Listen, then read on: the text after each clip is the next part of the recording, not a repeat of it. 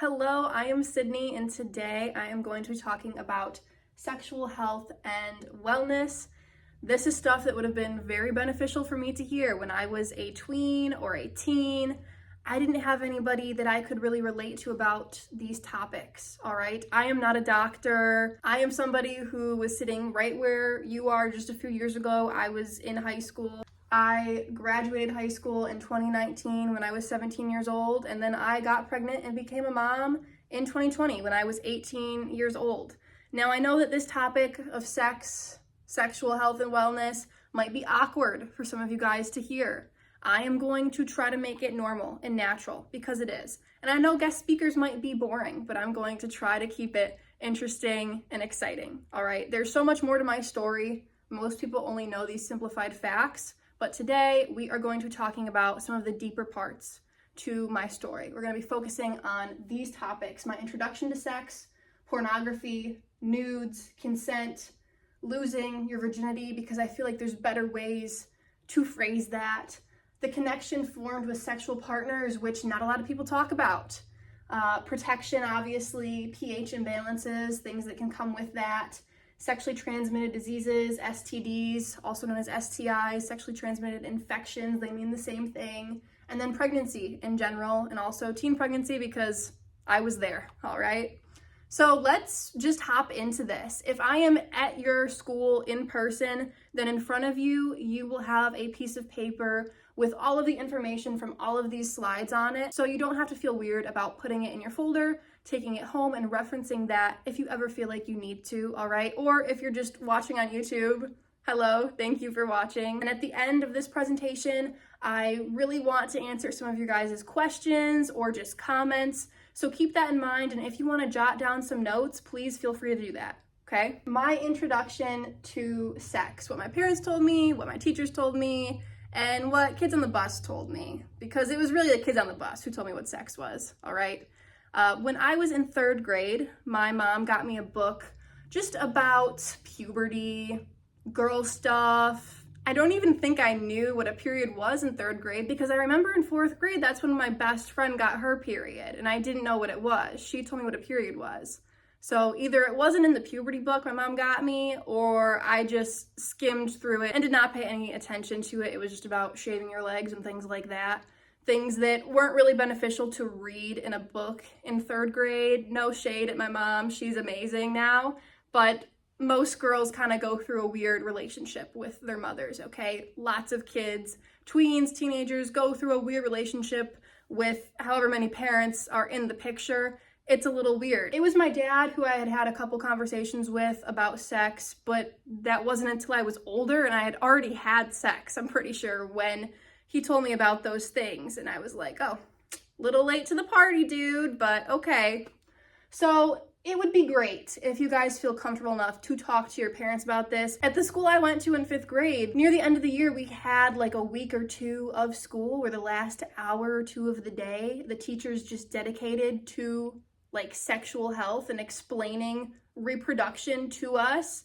And that was helpful. It was done in a pretty awkward way though, because it's your teacher that you've had this whole year then explaining it to you. I didn't have a great 5th grade teacher, so maybe that hindered my experience. But this is also why I think it's important to have guest speakers come to schools and talk to you guys so that you get different people to talk with about it. I did appreciate how we revisited the sexual health in middle school, like in 7th or 8th grade, and then we also revisited it in high school. So I got like 3 different teachers' perspectives on it, and that was very helpful. But at the end of the day, it wasn't someone who I would consider a kid like me. And I get, I'm in my 20s now, I'm not a kid anymore, I still have a baby face, but I was sitting right where you're sitting just a few years ago.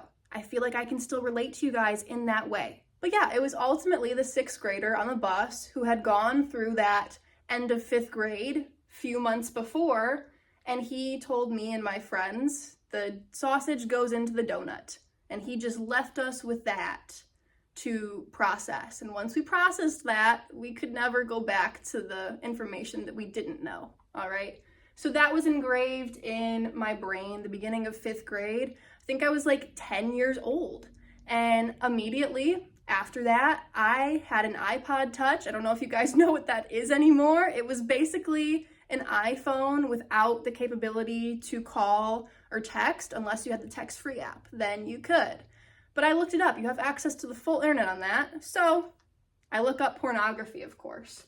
And speaking of pornography, we're going to be talking a little bit about porn addiction, the effects of porn on the developing brain, and the dangers of newly expected sexual behaviors. So I feel like it's kind of common sense that when you are young, okay, when you're a baby, when you're a toddler, your brain is constantly forming these new connections. It's constantly programming itself, making all of these little connections. It's wiring itself. The brain is a lot like a supercomputer. Throughout your childhood, you're constantly forming your brain, all right? Your brain is not fully developed, your frontal lobe, until you are 25 years old. My frontal lobe is still not fully developed. When I'm filming this, I'm only 23. Even when you are 10 years old and you have access to the internet, most of us do at this age, you really don't want to be looking up things like porn. I'm not here to try to discourage you from doing it, although I am kind of saying I wouldn't recommend it, simply because I was there and I did that. I watched porn at age 10. There's a sense of guilt that comes with that once you get older, but when you were younger and you didn't know any better, that's a part of your brain's programming now. I just wish that I didn't do that at such a young age. Porn addiction is a real thing. You can get addicted to just about anything, okay? Maybe it's not the same as drugs or alcohol or nicotine, but it is a similar effect in the brain. It's giving you this dopamine rush that you want more of, and it's hard to not satisfy your brain's craving for that once you are used to it. So the effects of porn on the developing brain, kind of similar to just the concept of being addicted to it, but you are exposing yourself to this graphic material on the internet. So it kind of normalizes that for you, and that really affects your brain chemistry. It can mess you up a little bit. We don't know what happens when a kid at 10 years old starts watching porn. We don't know how they turn out when they're 70, 80, 90 years old. We are unsure, because back in the day, there was porno magazines. That's different. That's not as readily available as porn is. And even if you want to argue that porn videos have been around on TVs and computers for decades, sure, you're right, they have, but they haven't been right there at your fingertips in a smartphone until just the last decade or so. Even a decade ago, we didn't have things like we have now, OnlyFans, and especially during COVID, a lot of these porn websites revamped themselves. They're bigger than ever now. So there's even more material. There's even more to consume, this graphic material. We have no clue the effects of that long term. A lot of the people that were looking at porno magazines now have to take Viagra to get erections now. You guys have probably seen those commercials. You've probably heard of it. A lot of older men especially, it's hard for them to get and keep erections to be able to have sex. So they have to take a drug in order to do that for them. And I'm not saying that all of those guys have been, reading porno magazines for decades. Some of them have, some of them haven't. And that's just kind of something that happens when you get older from not eating the right foods and having your hormones balanced in the proper way to be able to do that. But it's just a fact that a 10-year-old nowadays has access to more sexual material than all of the kings throughout history combined. A 10-year-old has that at their fingertips if they have a smartphone. I think that fact is just mind-boggling. So, the dangers of newly expected sexual behavior also comes with this.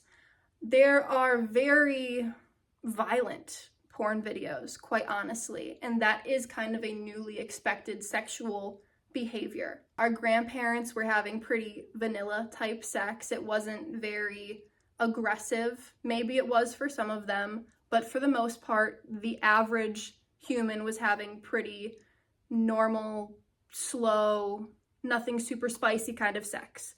Nowadays, in these pornography videos on the internet, people are doing all sorts of wild things. And because it's so convenient right at our fingertips, the younger generation, my generation, your guys' generation, sadly, and even like a generation before me, It's been normalized, choking, strangling, all of these wild things that are not good to advertise and promote like a lot of these big pornography companies have been doing. A decent amount of people die having sex every year. Some of those people are old and have heart attacks, but some of those people are younger people who are being purposely or accidentally choked to death, strangled to death, suffocated to death, all sorts of things like this.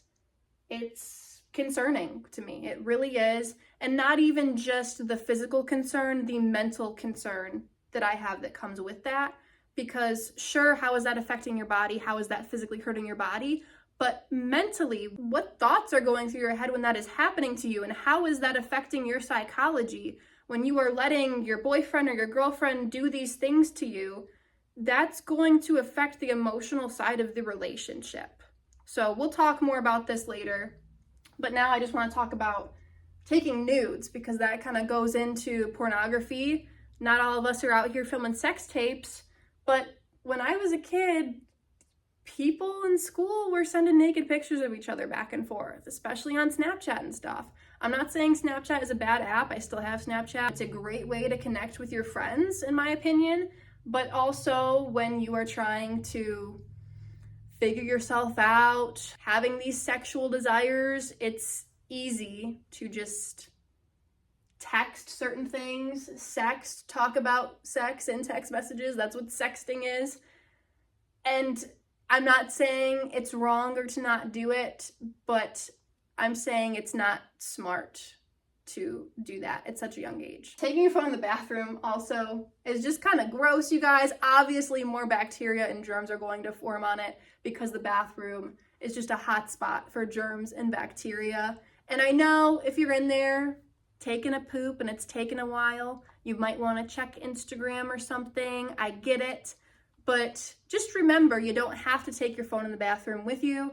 If you're just at your house, you can simply leave it in the living room, leave it in the kitchen, leave it in the bedroom, wherever you were hanging out before you went into the bathroom to do your thing. You don't have to bring it. You can have a nice little quiet moment and enjoy a little moment of relaxation while you poop if you want. That's an option, just throwing it out there. Nudes in general, you guys, obviously, people can screenshot that when you send it to them. On Snapchat, it will tell you if they screenshot it, but people might have friends over that have a different phone and take a picture of it. And I know you guys know this. I don't want to talk about it too much, but I just want to let you know stuff like that does happen, and you might not even be aware of it. You know, if you're sending a nude to your boyfriend, he might have friends over and they might end up taking a picture of it. Just something to think about. I've never had that happen to me, thankfully, to my knowledge. But when I was younger, I was dating a guy, and his stepmother actually saw on the phone bill somehow our text messages. I'm not sure how that works, but there's ways to transfer your data from a phone on your phone plan and see text messages. Like I said, I'm not sure the full technology of it. I just know when I was in middle school, my boyfriend's stepmother told his dad. I don't know if his dad told my mom or my dad or not, but that was just not a fun day when that news came out to me that his parents knew what we were talking about in our text messages. That was kind of scary. So just keep that in mind, okay? It can happen even if you think you trust this person fully. It might not even be them. It might be their parents that see it on the phone bill somehow. There's ways that that might get out, even if you're only meaning to send it to one person. The internet is weird like that, and nothing is truly private anymore. Also, nowadays, there are people creating fake nudes. They can take your nude and put their face on it. They can take your face and put it on somebody else's nude, or just make AI naked body with people's faces on it. It's very scary. I would be scared to be a teenager right now and be in high school and having people with these sexual desires talking. I am concerned for the future generation because of these AI naked photos. I'm sure that there's, laws in place about if people know that their face is on a naked picture, they can get it taken down and stuff. There's steps to take to handle that and get them taken down. But you can never take back what people see when it first gets out there before you have it taken down, okay? So this is just something to keep in mind. Also, especially guys, if you think you're getting these pictures from girls on the internet, they might be scamming you, it might be fake. It happens. All right, speaking of young love and sexual desires, let's talk about consent. Obviously, no means no. Also, in my brain, obviously maybe does not mean yes, but in some people's brains, they think maybe is this invitation to start pushing boundaries. It is not. You can ask permission. That is so much more appreciated. Guys, girls, whoever, the person that you are trying to get with sexually is not going to be turned off by you asking for permission. It is okay to say, "Can I kiss you?" before you lean in. That is okay. That is welcomed, all right? I think people who ask permission are such gems, and people who try to push boundaries just really suck. Word of advice to you guys out there going on dates and not sure if you can hold a girl's hand, not sure, girls, if you can kiss the guy, just ask them. They will appreciate it, all right? And as things get going more and more, and other things start possibly happening, you really, really, really gotta ask, because you don't wanna be in a situation where the R word is called out. That's why you wanna ask. Losing virginity, the first time of having sex. So people think it's this like magical thing. In movies, it's not awkward at all. It's just the love scene is like beautiful, very intimate. In real life, it's very awkward. So you want that first person you have sex, all of the people that you have sex with, any partners you have, you want to be very comfortable with each other. There's going to be weird things that happen, and then as you get older, even weirder things might start happening. Noises happen uncontrollably, and you just gotta like laugh at it. But especially the first time having sex. Guys and girls, you might think you know what to do, but in the moment when it's happening, you're gonna be like, what am I supposed to do with this? Like, what am I supposed to do? And in some TV shows and movies, girls especially, and guys especially, to be honest, will be like, oh yeah, I just want to have sex and get it over with, and I don't have to have this amazing connection with somebody. Like, I just want to know how to do it, so when the right person comes along, it'll be wonderful. That is such a gross mindset to have, in my opinion. Like I said, you guys, all of this is my opinion, my story, what I've learned from it, okay? I was very comfortable with the first person I had sex with, thankfully, so it was very awkward. We got to learn how to do it together, and I think that is the best way to go about it. Just having sex with somebody to get that first time over with, in my opinion, is not a good perspective at all. So even though I didn't end up with the first person I had sex with, I'm very glad that I was comfortable with them, because you should be comfortable with your partner. So I also want to talk about foreplay for a minute, just so that we can recognize the signs of it if we don't want it to continue, or even if we do want it to continue, if we're, of consenting age. You guys should be at least 16 before you're thinking about this stuff. I was younger, and it wasn't the smartest thing. When I look at kids who are 12, 13, 14, 15 years old now, even when I look at kids who are 16, I'm like, oh my gosh, you are a child still. I know that was me a few years ago. That was me like 10 years ago, I was 13.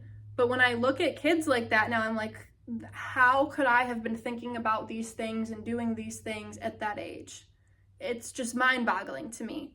So even though in your brain right now, some of you guys think you might be ready for this, just keep this in mind, that in 10 years, that is going to mind blow you, all right? I was very mature when I was 12 and 13 years old. I do think that. But I have matured so much more since then. That's not something to be ignored.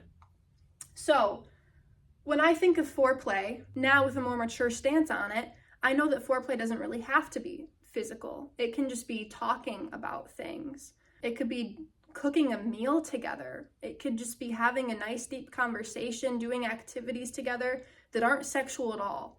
But when I was a teenager, I thought foreplay was, maybe a little bit of making out, which might lead to fingering, hand jobs, which are both forms of like manual stimulation with your hand to a person's genitals. Okay, this is the awkward part, but we're gonna push through it because we need to hear it. And then maybe oral sex, I also considered foreplay, like eating a girl out, as people call it, or giving a blowjob. All right, that's oral sex, putting your mouth on somebody's genitals.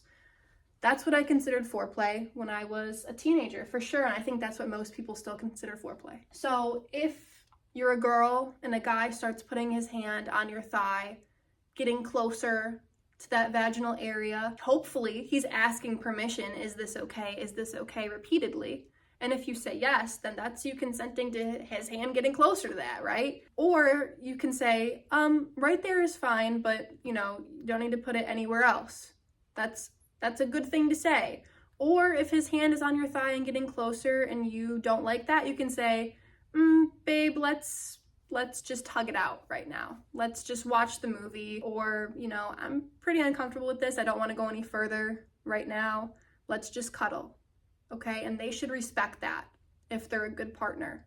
Or guys, if a girl is putting her hands kind of all over you, touching your abs, getting lower there, and you don't want that to happen, tell her. If a girl's trying to back her booty up on you and you don't like it, you can tell her, hey, let's not do this right now. Let's stop. Let's focus on the movie. Let's focus on, whatever else you're doing in the moment. Listen to the song, focus on the song. Or if you're really uncomfortable, you can get up and leave. That's always an option too. You can text your parents, hey, come pick me up, and I bet you they will. But yeah, I just wanted to let you guys know the signs of foreplay because I did not really know what that was until I was doing it actively. Because even though I watched porn when I was 10, they kind of got right to it. And I didn't see a lot of this foreplay, and I didn't really understand why the hand is on the thigh, why it's slowly getting closer, like what is going on right now. So it's pretty important to just kind of understand that. I also want to talk about just a little bit the first time with new partners. Once again, you want to be comfortable with them and you don't want to be desensitized from all of this happening for the first time again, potentially with somebody else. Like there's still conversations that need to be had. This is when the simplified facts kind of come in handy. Knowing your potential partner's simplified facts. How many people if you're super young and you're not having sex yet, how many people have you kissed? If you're a bit older and, sex is kind of happening, how many people have you had sex with? Have you gotten checked for STDs and all of these things, which we'll talk about more throughout this talk. But that's when you want to know these things. Have you dated anybody before? Why did that relationship end? What happened? Was there miscommunication? Was there infidelity? Was there lying going on? What exactly happened with that? Because it's a red flag if somebody has lied or cheated in the past and you are not about that. All right, now let's talk about the connections formed with sexual partners. In case you guys don't know, I am a pretty hippie person, pretty spiritual person, and it's okay if you guys aren't, totally fine. But I do believe in this physical, emotional, and spiritual connection. And I remember in school, we talked about this too, okay? It's not all woo-woo. Your mind, body, and spirit are all connected. How you feel mentally impacts how you feel physically. How you feel physically impacts how you feel mentally. Your emotions are a huge contributor. It's kind of like the placebo effect. In science and in psychology, it's called the placebo effect. In spirituality, it's called the law of attraction, or more importantly, the law of assumption, where what you assume is going to happen does happen. It's just like placebo. If you think a certain way, like that's how it's going to be. If you think you're going to get sick from something, you probably will. If you don't think you're going to get sick from something, you probably won't. If you're wearing shoes that are super uncomfortable, you're gonna be in a more agitated mood, right? If you're wearing shoes that are nice and comfy, it's gonna be a breeze, right? If you are uncomfortable, you can still overpower that feeling with having a good attitude, a positive mindset, but that impacts you. So I want to talk about more of the science stuff, more of the physical impact. These fly reproduction experiments I think are so interesting. In case you guys didn't know, yes, like most flies, insect bugs, have sex. There's male and female, And there were these experiments. They took these female flies and they had a female fly have sex with a small male fly. She didn't get pregnant. Then they had her mate with a large male fly. She did get pregnant. The baby was small though, like the previous mate that was small, not like its biological father who was large. So they did this reverse. They had a female fly have sex with a large male fly first, did not get pregnant. Then they had her have sex with a small male fly, get pregnant, have a baby. The baby was large, like that previous mate that she had had. So they were like, why is this impacting the child? It's not looking like the biological father, it's looking like that first mate for some reason. So they did this experiment again. They like taped down, glued down the fly penises. So they had a female fly have sex with a small male fly with its penis taped down. So she definitely couldn't get pregnant, and so no sperm could get in there. Then they had her have sex with a large male fly and get pregnant. The baby was big, like its biological father. And it was interesting because that first mate, its penis was like glued down. So large male fly, penis taped down, mate with the female fly, obviously did not get pregnant. And then female fly have sex with the small male fly and get pregnant and have a baby. And the baby was small, like its dad, because her previous mate, its penis was taped down. So that's something that I think is very interesting.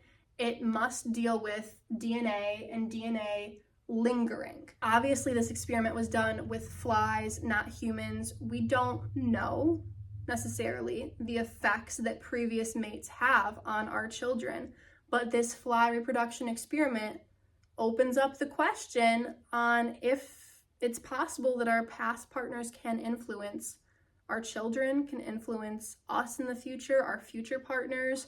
There's so much to this, and it's really hard to study things like this in ethical ways, so that's why it doesn't get done, because there's so many variables. Just in the sense of DNA lingering, it's interesting that saliva, if you're making out with somebody, their DNA stays in your mouth for a few hours, all right? Like, it is detectable.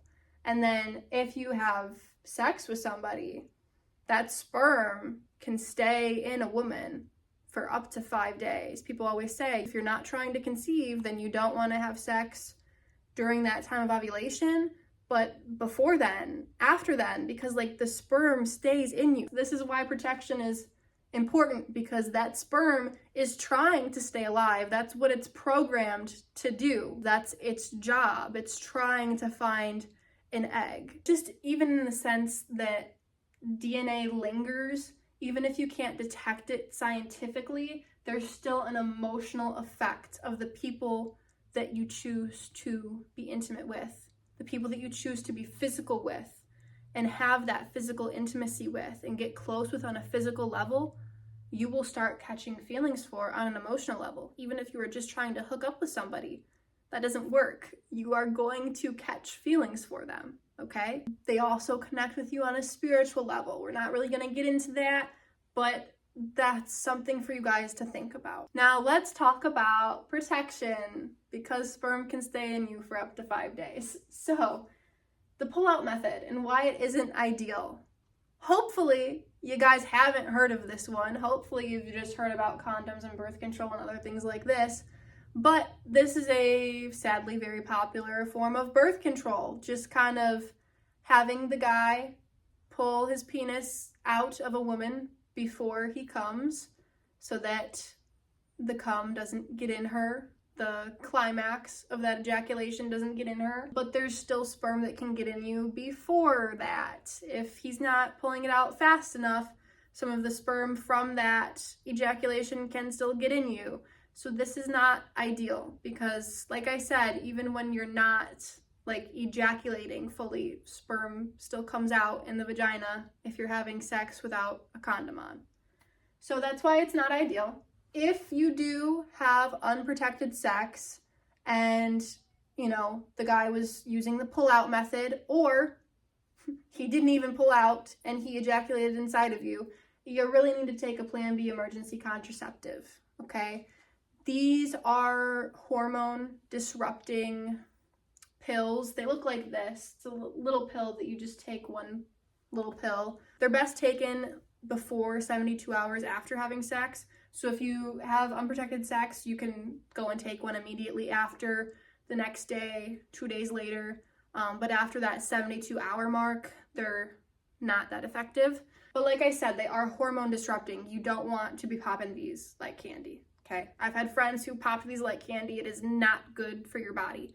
This is, if you have an oopsie every once in a while, it's better to take one of those than to have a baby that you're not ready for, right? But this should not be the birth control method every day, every week, or every month, all right? This is like once in a while. If you need to take a plan B, you can, if, you know, the pull-out method's being used, and it really shouldn't be. It's not ideal. But that's when it would be good to take a plan B emergency contraceptive, okay? There's other brands too, like Julie and stuff like that. It's not all this like name brand plan B. There's other brands out there as well, but that's the one that's the most well known. So condoms, this is a good option if there's not like a latex allergy or anything like that. There are male and female condoms. Female condoms aren't as popular. I think male condoms are a bit easier for everybody involved, but this is a good form of protection. It can also protect against some STDs, not all STDs, but some of them it can protect against as well, because a lot of STDs are transmitted through like sperm and also vaginal fluid. So having a barrier between the two is good in terms of preventing pregnancy and preventing STDs as well. Birth control. Birth control is a good option for girls to take. There are birth control pills. There are birth control shots, like the depot shot that you can get every once in a while. There's also IUDs, this little metal wire thing that goes up in there and it prevents pregnancy just like that, just having that up in there. They expire after a certain amount of time. I'm definitely no expert on birth control. I did take birth control pills for a little under 2 years, I think it was. And that is obviously a hormone disruptor and a pheromone disruptor. But this is a much better option than having like an unwanted pregnancy, having a baby before you're ready. Like obviously it's gonna be better to take birth control pills. But if you don't want to throw your hormones off, you could opt for condoms instead. Could also do both, because birth control and condoms both aren't like a fail-proof method. Things happen. They're only like 99% effective, and that's if you use it completely correctly. And it's hard to remember to take a pill every single day at the same exact time every day. Like things happen. Sometimes you forget to take one, or you take it a few hours late. And if you had unprotected sex when you were ovulating and then you forget to take a pill, that is how babies happen. So an IUD or a depot shot might be a better option. Or because I was really regimented about taking the pills every day, even though I was taking them for menstrual pain. There's other reasons why girls get on birth control. It's not always to prevent pregnancy. People get on it for acne. I originally started taking the birth control pills because my menstrual cycle pain, when I was on my period, it was very painful. But even when I was ovulating, I would have pain. When I was PMSing, I would have pain. I was just in pain like 75% of the time. And a lot of that kind of goes back to that emotional, physical, spiritual connection, how they are all intertwined. Because now my periods aren't painful at all. I'm not on birth control anymore, and I don't have painful menstrual cycles. Like, they are great, usually completely painless, to be honest. And I do think it's because I'm not stressed. So therefore, physically, I feel really good. I'm in a good mood, a happy, positive mindset, and I have happy, positive experiences. So that's just something to think about. Girls, if you have painful periods, like I would love to talk to you about that. There's things you can do to help it. Sure, getting on birth control so that you can like skip them and have fewer periods is an option. I'm not saying I recommend it or don't recommend it. I'm just at a point in my life now where I don't need it. So there's tons of protection options. Condoms and birth controls are going to be the best. You don't want to use the pull-out method. Like, that should not be your plan. And plan B should also not be your plan. It's called plan B for a reason. It's not plan A, it is plan B. There's lots of other options out here, like spermicides. I think that's something that you can inject up in your vagina like before you have sex to try to prevent pregnancy. If you guys don't know what like a little condom wrapper looks like, it looks like that. You can see the little circle thing. That's a condom. condoms. And then this is like a female condom, just so you guys know what they look like, you know? It's kind of interesting. All right, let's talk about pH imbalances now, because this comes with having sex. This comes just in life and in puberty in general, okay? You don't have to have sex to have a UTI. Like, a lot of you guys have probably had UTIs from holding your pee too long, like avoiding going to the bathroom if you're super tired in the morning and you're like, man, I gotta pee, but I'd really love to sleep for a couple more hours. That can give you a UTI, okay? If you're out camping and you really don't want to use the porta potty that's out there or the outhouse that's out there, so you're holding it, then that can give you a UTI. But also, having a pH imbalance can give you a UTI. NBV and yeast infections. You can get yeast infections other way too, okay? Like, there's babies and toddlers that get yeast infections. It happens. It's due to pH imbalances though. Sex is a main contributor to having your pH out of balance, is what I'm getting at though, because sperm is naturally alkaline. It's like over here on this side of the pH scale, and then the vagina is naturally acidic. It's over here, 3-4 kind of area with tomato juice, cranberry juice, stuff like that. It's more acidic. So especially when you're having unprotected sex and when you're getting sperm inside of you, this is what's really gonna do the pH imbalances, because you have sperm naturally alkaline going in this naturally acidic environment. This can also affect guys too, from getting like vaginal fluid on them, in them. In my opinion though, the best thing to do to prevent these pH imbalances is to, one, go to the bathroom before you have sex, and then also really go to the bathroom after you have sex, guys and girls, so you can just kind of clean that out a little bit.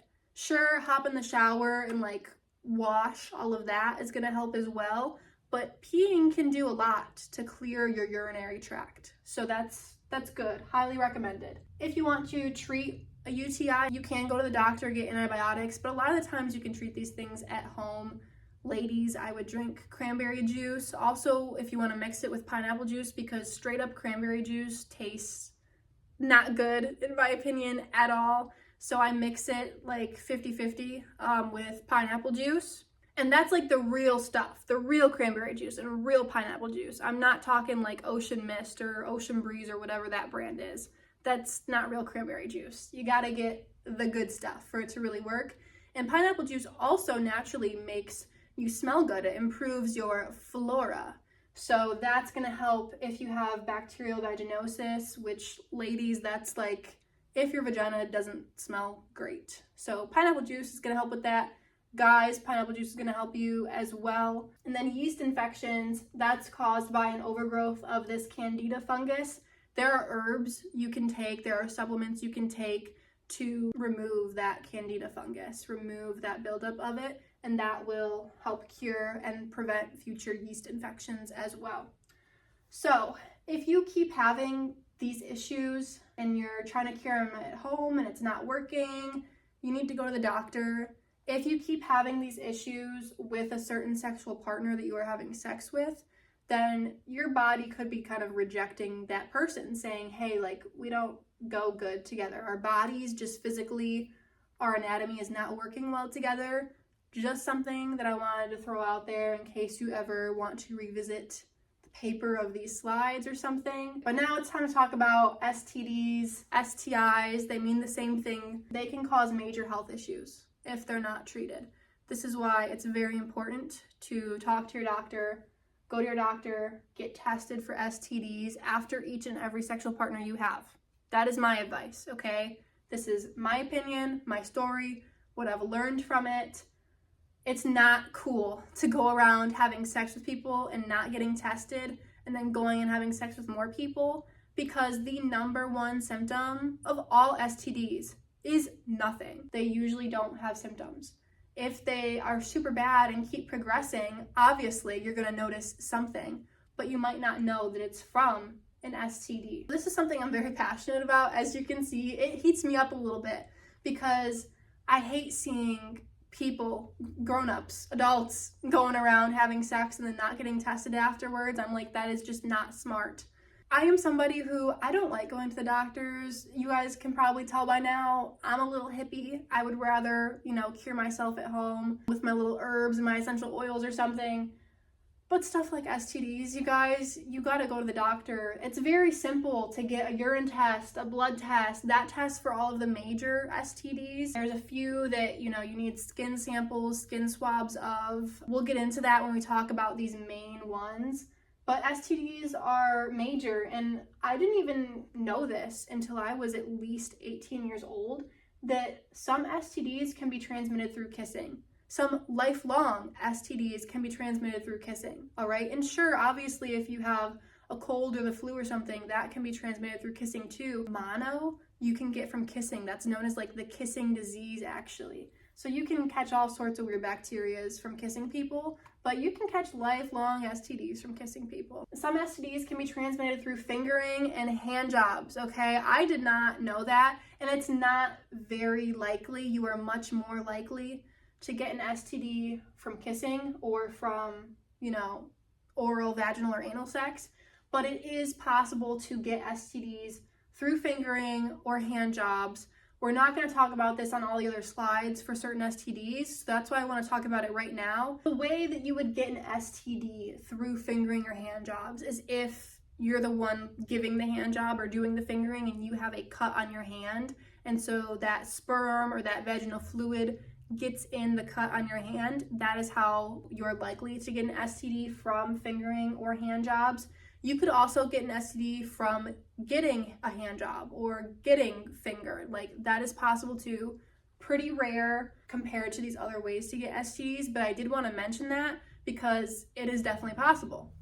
So, some STDs can also be transmitted through pregnancy or childbirth because those are different things. STDs that can be transmitted through pregnancy means that it crosses like the placenta. It goes from the mother's body into the baby's body, like while the mother is pregnant with that baby. There's some STDs that can be transmitted simply by being inside your mom, okay? And you get it when you're literally in her uterus when she's pregnant with you, and then you have that STD. So even virgins can be walking around with STDs because their mom had it when they were pregnant with them, okay?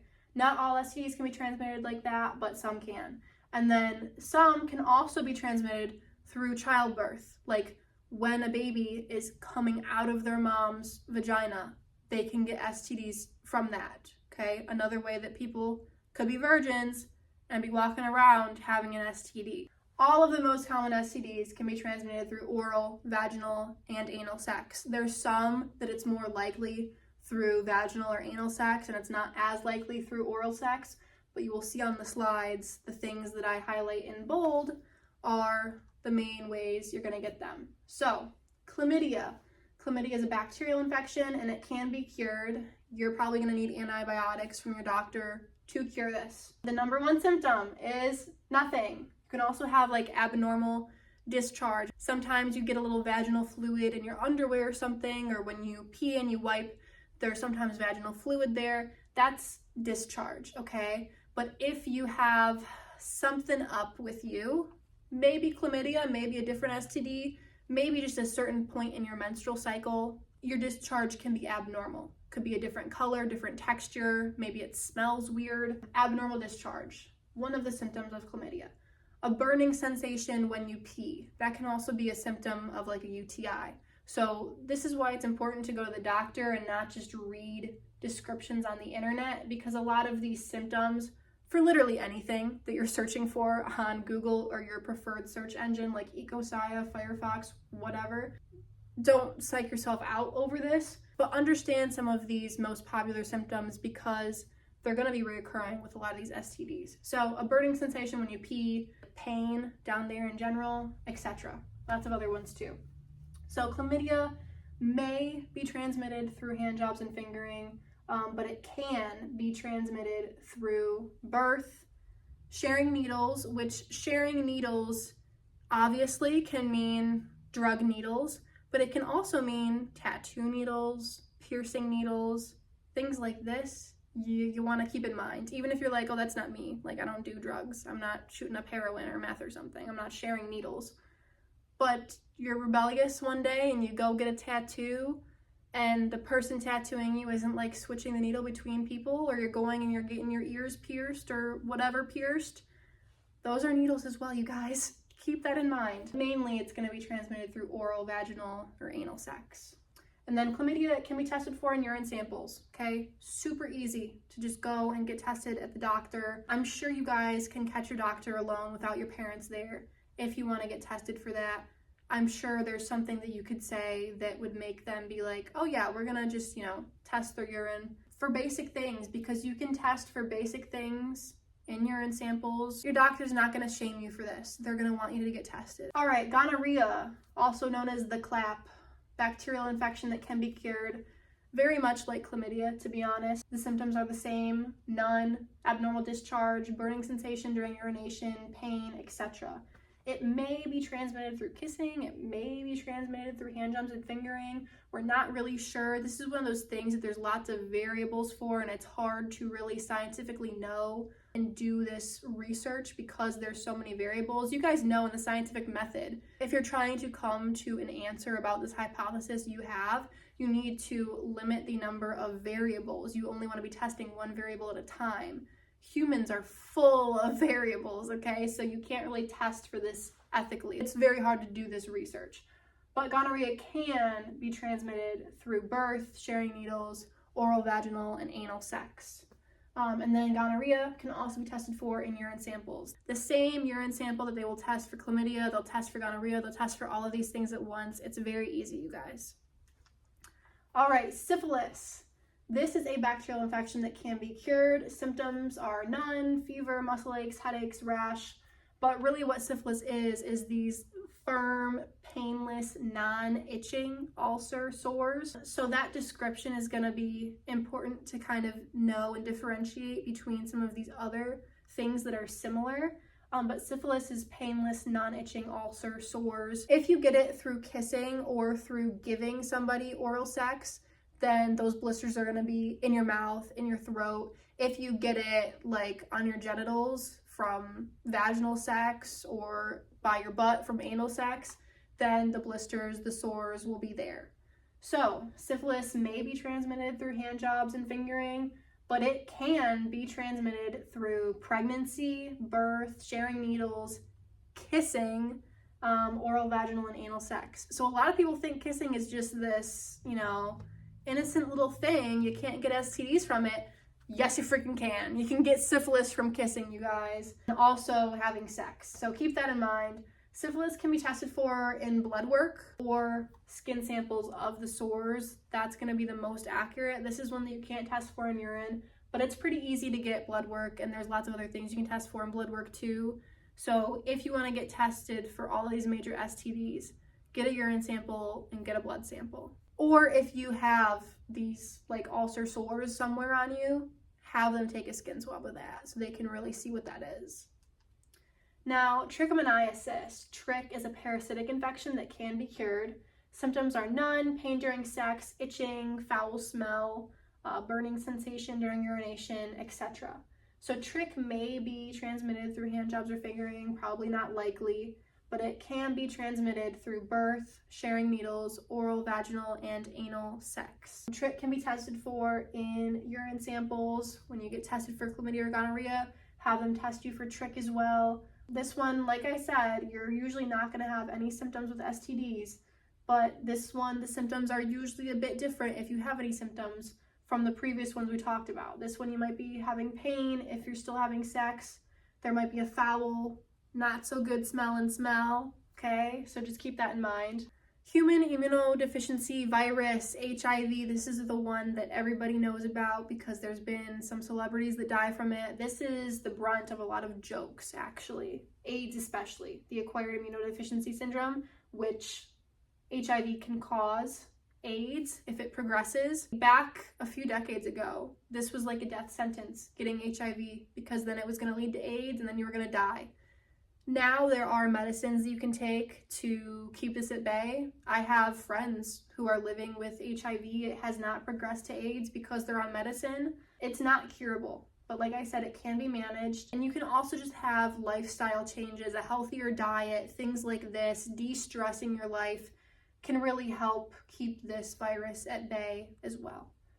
So symptoms, number one is going to be none, but this is also going to cause flu-like symptoms, muscle aches, headaches, sore throat, swollen lymph nodes, etc. if you don't go to the doctor. It will eventually lead to AIDS if you don't keep it at bay. Take some kind of supplement, herbs, or medications for this. So HIV actually may be transmitted through hand jobs and fingering, but it's more so going to be transmitted through pregnancy, birth. This one can also be transmitted through breast milk, sharing needles, oral, vaginal, and anal sex.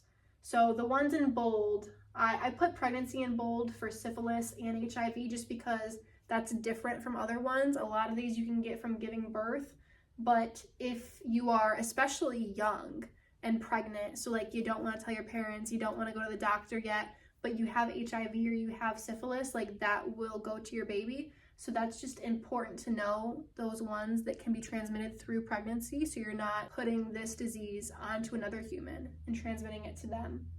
But the main ways you're going to get HIV potentially is through sharing needles, vaginal and anal sex. But like I said, it can be transmitted through oral sex and stuff as well. So HIV, it can be tested for in blood work. There's other ways to test for it as well, but blood work is going to be the most accurate and the most efficient. All right, now we're going to talk about the more complicated STDs, hepatitis. So there's lots of different kinds of hepatitis, and they're not all contracted sexually. You can get hepatitis from like contaminated food and water and things like this. Like there's other ways to get hepatitis. It's not all sexual, but all of the forms of hepatitis cause an inflamed liver. So the symptoms of that are the symptoms that come from an inflamed liver, like jaundice, dark urine, clay-colored stools. That's, liver issues. But also, number one, none. Loss of appetite, fatigue, weakness, fever, nausea, vomiting, diarrhea, abdominal pain, etc. So hepatitis B, HBV, is going to be the most common type of hepatitis to be contracted sexually. It's not curable, but it can be managed. And then Hep B is also what causes Hep D, hepatitis D, HDV. Hepatitis C, HCV, can be contracted sexually and it can be cured. It's transmitted the same way that Hep B is. Hep B and C both may be transmitted through kissing, may be transmitted through hand jobs and fingering, but they both can definitely be transmitted through birth, sharing needles, oral, vaginal, and anal sex. The most popular ways to get it is sharing needles, vaginal, and anal sex. Hepatitis A, not as popular, but HAV, can be contracted sexually and it can be cured. Usually this one resolves itself in a few months, actually. It's more so commonly transmitted through contaminated food and water and that kind of thing, but it's found in the stool of those who have the virus. So if you're doing butt stuff, you could get hepatitis A sexually. So Hep A, Hep B, Hep C can all be tested for in blood work. Human papillomavirus, HPV. This is the most common STD. I did not know this until I was researching for this slideshow, but it is estimated that every single person will come into contact with this virus at some point in their life. That's how common this one is. Okay, there's two different kinds of HPV. There's the low-risk strains and then the high-risk strains. All of them can be transmitted through birth, kissing, hand jobs, fingering, oral, vaginal, and anal sex. Mainly oral, vaginal, and anal sex is how you're going to get this. It's not so likely to be transmitted through kissing or hand jobs and fingering, but scientifically there has been research that shows it could be. But sex is going to be the main way that you would get these. So the low-risk strains of HPV are what cause genital warts. When I was in school, we learned about an STD called genital warts. This is what it really is. It's HPV. The low-risk strains, they're not curable, but they usually resolve themselves in a few years. And the number one symptom is going to be nothing. You don't have to have genital warts popping up on you to be a carrier of genital warts and HPV, okay? You could be walking around with it, giving it to other people and not know. And this cannot be detected in blood work. So there's really no good way to test for it, okay? These low risk strains, you can be walking around giving it to everybody. This is why it's the #1 most common STD, because it's just swapped around all the time. We basically all have it. The low risk strains, you don't really have to worry about. Obviously, we don't want genital warts. We don't want our immune system weakened because it's fighting this off. But that's just part of life and having sex, is you're probably going to get HPV at some point.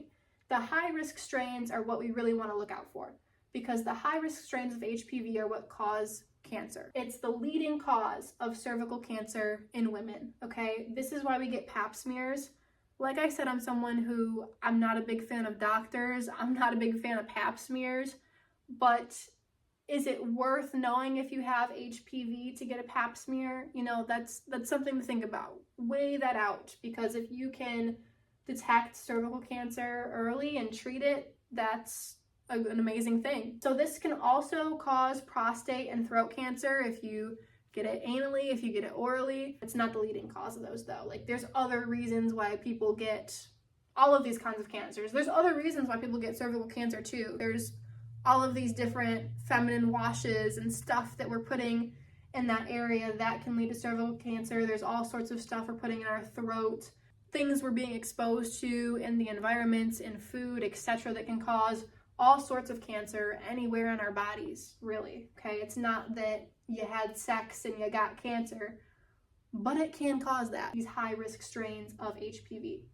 So the high-risk strains, they're not curable. The virus can sometimes resolve itself, but not usually with the high-risk strains. The low-risk strains, the virus will probably resolve itself in a few years, but these high-risk strains, not so much. So the symptoms are none, sore throat if it's like in your throat, respiratory issues, warts if it's the low risk strains and it's causing warts, abnormal discharge, pain, etc.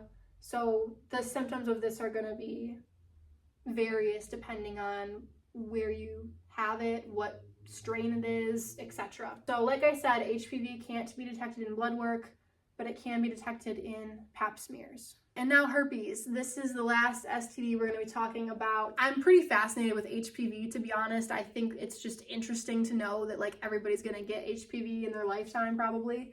But herpes is another one that's very popular. It's probably the second most common STD, because 13% of people age 15 to 49 have genital herpes, and then approximately 64 to 67% of people under 50 have oral herpes. So that's over half of the population. It's wild that most people have herpes and they don't even know it, a lot of them. So all cold sores are herpes, all right? I didn't know this until I was at least 18 years old. There's two types of herpes. There's herpes simplex virus type 1, which is called HSV1, and it's usually oral, but it can be genital. And then there's herpes simplex virus type 2, HSV2, which is usually genital, but it can be oral. So the way that they can flip-flop is if somebody has herpes type 2 genitally and then you give them oral sex, then you can get herpes type 2 on your mouth. And then if you have herpes type 2 on your mouth, you can kiss somebody and then they have herpes type 2 on their mouth. But most people have HSV1, herpes type 1 on their mouth. So if you give somebody oral sex, then they can get herpes type 1 on their genitals, and then they're giving it to other people if they have other partners, etc. So type 2 is usually on the genitals, but it can be oral. Type 1 is usually oral, but it can be genital. There are people who have them both because they're both really popular. So symptoms, #1 symptom is nothing. Other than that, really the only symptom of herpes is you could get like a tingling sensation, kind of like a pimple or a zit is coming in, either by your mouth if you have it orally or by your genitals if you have it genitally. And then another symptom would be having the cold sore actually pop up after that tingling feeling, and then they might itch, like the blisters might itch if you have them. So that's pretty much the only symptoms for herpes. I put etc. just to kind of cover my bases there, because some people might experience pain or something like that, but for the most part, I know quite a few people who have herpes, so that's the symptoms. Herpes is not curable. This is a lifelong thing, but it can be managed. There are certain medications that you can take to lower the risk of having these like outbreaks, having these cold sores pop up. And then also it can lower the risk of giving the virus to other people. There's also lifestyle changes that you can implement, having a healthy diet, de-stressing, keeping the area where you get the outbreaks dry. That can help a lot of people not have the outbreaks. So herpes can be transmitted through birth, kissing. This is one that you can get from kissing. Hand jobs and fingering, maybe, not so common though. And then oral, vaginal, and anal sex. That's the number one way to get it, because herpes likes to be on the mouth, on the genitals, or kind of by the butt, because the genitals and the butt are all right there next to each other. You can also get like herpetic whitlow on your hands and these other areas. It's not super common, but it can happen. So herpes can still be spread even when no cold sores are present. This is probably the number one misconception about herpes, besides the fact of how common it is and that all cold sores are herpes. But you can transmit the virus. Obviously, when you have these cold sores, it's transmitted through skin-to-skin contact, but you can also transmit the virus to other people when the virus is in this shedding stage of its life cycle. I'm not exactly sure on the science of that, and there's really no way to detect when the virus is in this shedding period, but I do know that it's possible to give the virus to other people even when there's no cold sores noticeably present, okay? And a lot of times these cold sores can look like little ingrown hairs, super tiny. You might not even notice them sometimes. So that's why a lot of people don't know that they have it. How do you get tested for this? There are blood tests for HSV1 and HSV2, but the blood tests only test for the things in your blood that are fighting against these viruses. So there's a certain range that it's normal to have these little things that are fighting against these viruses. If you have it over a certain range for the things that are fighting against herpes type 1, then that would be considered positive for herpes type 1 in your blood. You don't know if that's genitally or orally unless you get, cold sores in one of those areas, then you will know. Or if you have it over a certain range of the little things in your blood that fight against the herpes type 2 virus, then that means that you probably have the herpes type 2 virus either orally or genitally. The way to test for herpes accurately, though, is to get a skin sample of the sore. That will check for the virus itself. So if you have a cold sore popping up, you can go get that tested. That will really tell you more so for sure. But if you don't have any cold sores popping up, then you can get your blood tested, and that can give you a better idea of if you have herpes or not. So there we go. There's lots of other STDs too. There's like crabs, there's pubic lice, and that's not always transmitted sexually. You can get that other ways from like hotel bedding and other things like this. Lots of other STDs, but these are the main ones, the most common ones, the ones that I want you guys to be aware of, look out for, be conscious of, and after you have sex with somebody, go get tested, okay? There's certain periods of time that you have to wait to get tested for certain STDs, but if you just tell your doctor, hey, I had sex a month ago, can I get tested now for certain things, or should I wait a bit, because some diseases you can test for after a certain number of weeks. Some diseases you want to wait a couple of months before testing to make sure it's accurate. Now let's talk a bit about teen pregnancy, but just pregnancy in general, okay? So when I was pregnant, I feel like I didn't really get judged a ton because I was actually living in Flint. So once I had a baby bump, people at the store kind of looked at me just because I look really young and I didn't wear any makeup when I was pregnant. So I think that made me look even younger. I probably looked like I was 13, but I was really 18. But being pregnant young in Flint, sadly, is pretty common. My family was more so concerned about the bad situation that I was in while I was pregnant.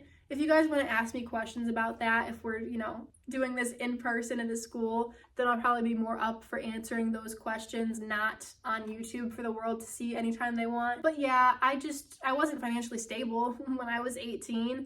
I moved out the day I turned 18 because I just always wanted that freedom. And then that led me to having sex with my roommate and getting pregnant and having a kid who I see as a huge blessing. Like, I really can't imagine my life without him, but I wasn't prepared for that, and I was in a constant state of survival mode fight, flight, freeze, or fawn, because really it's not just fight or flight. There's these other responses too that come with that. I'm passionate about a lot of things, you guys, so once we get to the asking me questions part, feel free to ask me questions about that, about healthy relationships, about menstruation and periods, fight, flight, freeze, or fawn. I wasn't living in a great house either. Like in the fall, it got down to 50 degrees in the house. And that's not a temperature that you want your body to be at all the time. There's a reason why thermostats are set to like 70 degrees. My family was just more so concerned about the situation that I was in rather than my age, because there's some people who are 18, 19 years old, they're madly in love with their high school sweetheart, and they're a good match for each other and it goes okay. Financially, they're probably not that ready, but somehow they make it work, and I'm sure that takes a mental toll on them. Because even right now, I'm not ready to have another kid. There's a reason why I'm not going out and getting pregnant right now. I want to have my own land, my own house, and just be totally financially stable, do the things I want to do before having another child. That's just some of the things to consider, okay? I used to watch 16 and Pregnant. I used to watch Teen Mom 2, Teen Mom OG. That was like one of my favorite franchise of shows. At the time, I didn't really think it was glorifying pregnancy. I think it showed some of the cracks and flaws in having kids young. But at the end of the day, I think watching that kind of manifested it for me. And I really didn't mean to do that, but it happened. So things no one tells you about being pregnant in general. I didn't know that when I was trying to sleep at night, once my belly was big enough, that I'm a side sleeper, which is what you want to be when you're pregnant. My side would go numb, so I would flip to my other side, and then that side would go numb, but then I would try to flip back to the other side, and it was still numb. So I was just constantly trying to find a comfortable position to sleep in, and it was not working. At the beginning of my pregnancy, I had really bad morning sickness. It's really all-day sickness, but it is called morning sickness for a reason, in my opinion, because it happens when your sugar drops down to a certain level. So what I found was in the middle of the night, I had to get up and eat a popsicle if I woke up. So in that way, it reduced the risk of throwing up immediately when I woke up in the morning. If I like had a popsicle a couple hours before I was gonna wake up, that helped. But usually every morning from week 3 or 4 to like the beginning of the second trimester or partway through the second trimester, I was throwing up like every morning. It was really hard for me to keep food down. I feel like a lot of people know that about pregnancy. And there's things that you can do to help that. I'm sure there's like vitamins and minerals you can take to reduce the risk of throwing up all the time. What isn't really widely known is that it's so hard to sleep and your sides go numb and all of that. Labor, I tried to have a pretty natural birth. As you guys know now, I'm a hippie, so I was like, I really don't want an epidural. I really don't want, Pitocin. I don't want to be induced. Well, I had that, okay? They told me I had like no amniotic fluid left. It was like a deflated air mattress in there. So I needed to go to the hospital and get induced and get Pitocin. And geez, that really hurt. Getting in the tub in the water definitely helped with the pain, but then they made me get out of the tub to deliver the baby in the bed. And I didn't realize that contractions, like, you only have a few seconds in between them. Because people say once your contractions get to be a minute apart, that's when it's really getting real. But the way contractions are measured, it's from the start of one contraction to the start of the next contraction.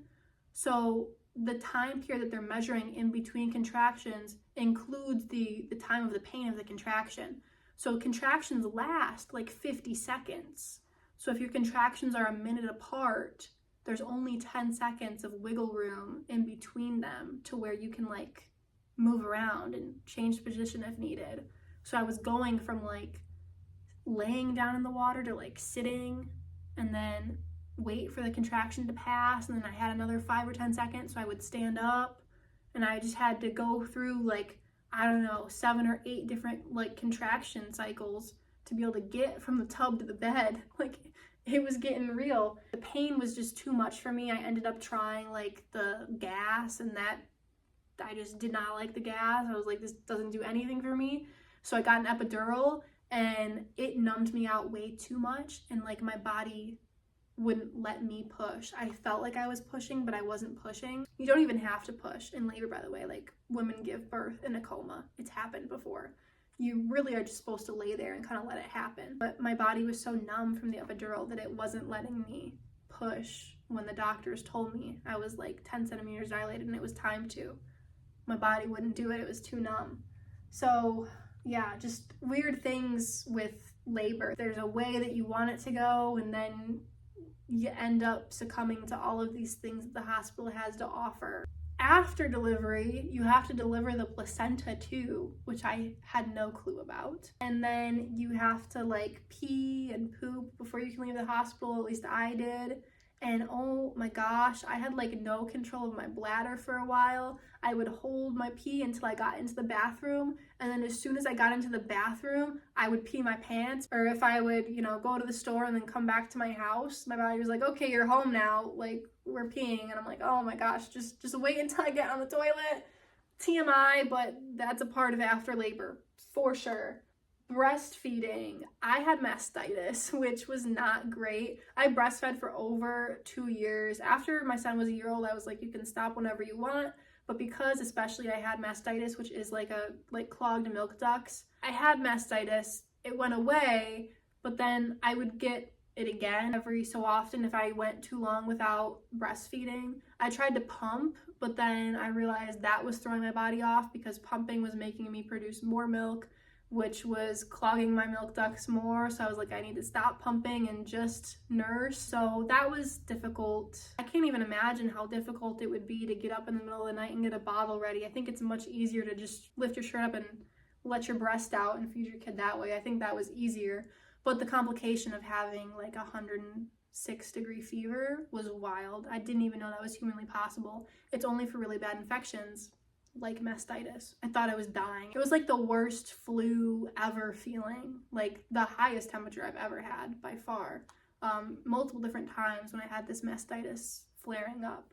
But yeah, that's something that can come with breastfeeding. Hopefully you guys never have to experience that, but statistically some of you probably will. So it's good to know about that because I had no clue about mastitis until it was happening to me. My mom had no clue. It was just because she happened to be talking to one of her friends who had experienced it, and she mentioned that, Sydney is super sick. She has this fever that's like 106 degrees, and her friend was like, whoa, wait a minute, she's probably got mastitis. And then I was like, oh, no doctor or nurse ever warned me that this was a possibility, so it's good to know. Other healthy tips and tricks while I have you guys here, I just want to mention real quick, organic cotton or linen clothing, really good, especially underwear. You want to keep your private parts in a nice non-toxic material, okay? Especially your genitals, like we want to protect those so that we can have healthy kids when the time comes, when we're older and financially stable, okay? When we find a nice, healthy partner. Be careful of what ingredients are in your toiletry products, especially, food, water, just everything, because there's ingredients in everything, but especially the things that we're putting on our body, because the food we're putting in our body matters, but these things that we're putting on our body, our skin is our largest organ. We are absorbing that deodorant and shampoo. So just be careful when it comes to that. Research that if you feel called to do so. If you find that interesting or you're curious about that, it's always good to research these basic things about life, the things that we're putting in and on our body. That is the most basic thing that you can learn about. So I highly encourage you guys to do that.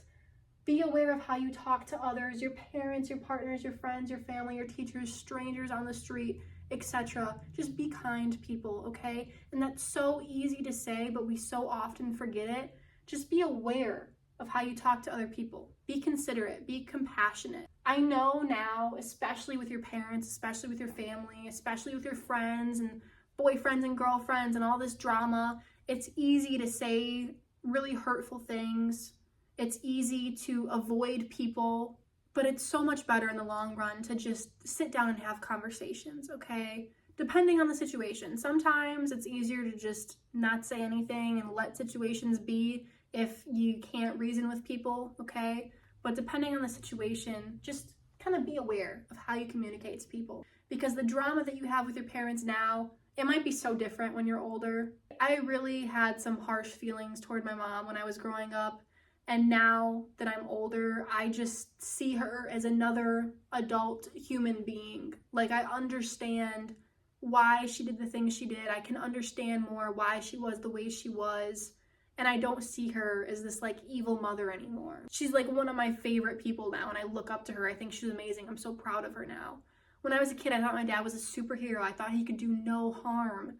And now I see him as an adult man. Like, I can see the flaws in everybody. Not anyone is perfect. My dad doesn't have the answers to absolutely anything. He can't fix any problem with my car. Like, sometimes you gotta take it to the car shop.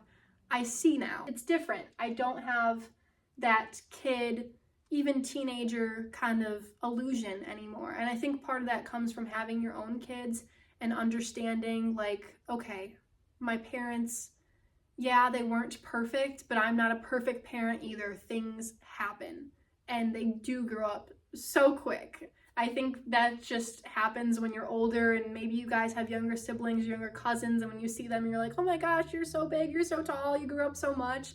And I remember when I was a kid, people used to say that to me, and I was like, oh my gosh, this is so annoying. But I get it now. I get why they say that, because when I see these kids in my family, I'm like, oh my gosh, you're so big now. Like, I haven't seen you in a year, and you got so much taller. So it makes you understand more, just with age, with maturity, having a healthier mindset, you see things differently. So at this point, if I am in person at your school, I would really like for you guys to write down questions or comments anonymously on a piece of paper, pass it forward, and I will read and answer my favorite ones. Or if you're watching on YouTube, comment down below any questions or comments you have on any of these topics that we talked about. I wish I could have talked more about healthy relationships and things like that. So if you guys have questions about that, let me know and I will do my best to answer them. Thank you so much for listening, and I hope you guys learned something. If you don't have any questions, write down something that you learned, something that you didn't know, something that you thought was interesting. To all the young people watching, you guys are our future. So I hope that you can be compassionate, kind, aware, intelligent, and keep some of this stuff in the back of your mind. Absorb all of the information you can. Research things that you are curious about, that you are passionate about, that you are interested in. Take that and run with it, and always grow your mind. Always grow as a person. Get into the things that you want to get into. Be creative, okay? Be bold, be brave. Most importantly, just be yourself. So thank you so much for listening. Peace out.